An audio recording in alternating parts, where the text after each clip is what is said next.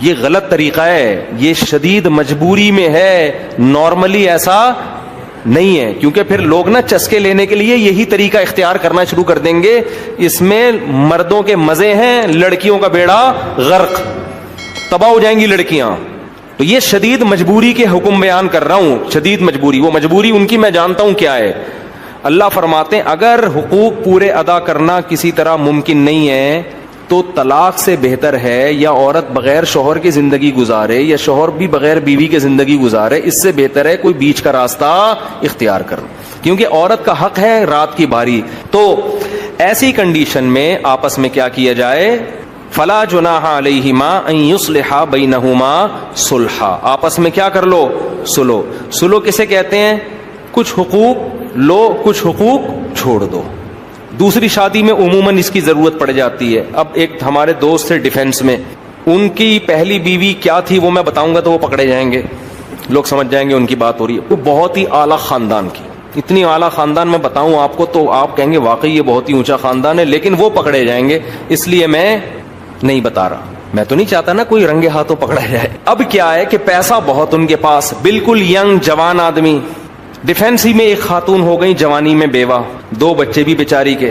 Young لڑکی 23-24 سال کی 2 بچوں کے ساتھ کیا ہو گئی, بیوہ. ہمارے معاشرے میں کوئی سر پہ ہاتھ رکھنے والا نہیں ہو, سمجھتے ہو, کوئی پرسان حال نہیں ہے, زندگی برباد. یا تو وہ برائی کی طرف جائے.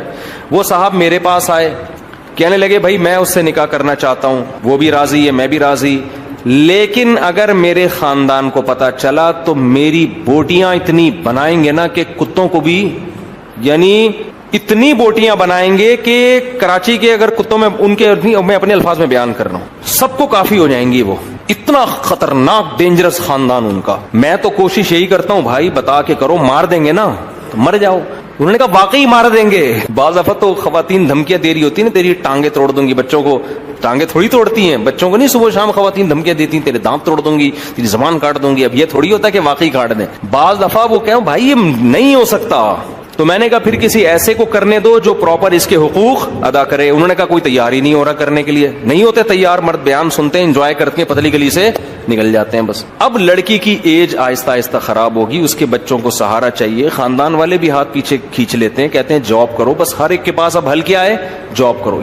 ایسی لڑکیوں کو جاب میں خطرہ زیادہ ہوتا ہے. ہر شخص کو پتا ہوتا ہے اس کا شوہر نہیں ہے, بیوہ ہے یا طلاق یافتہ ہے, سب گندی نگاہیں ڈالتے ہیں. ایسی شدید مجبوری میں دیکھو یہ نارملی ایسا نہیں ہے. نارملی تو یہ کہ جب کریں گے تو پراپر حقوق ادا کریں اس کے. ڈنکے کی چوٹ پہ ایسی کی تیسی, بائک کے پیچھے موسٹ وانٹیڈ لکھوا دیں آپ, ہٹو بچوں لکھوا دیں آپ, کچھ بھی لکھوا دو آپ. لیکن بعض کنڈیشن ایسی واقعی ہوتی ہیں کہ وہ مار دیں گے اس کو, وہ برین ہیمریج سے مر جائے گا. تو ایسی صورت میں بھائی ہم نے ان کو مشورہ دیا کہ اس خاتون سے آپ نکاح کریں اور اس کو بولیں کہ بھائی شدید مجبوری ہے, میں ساری زندگی اس نکاح کو چھپاؤں گا.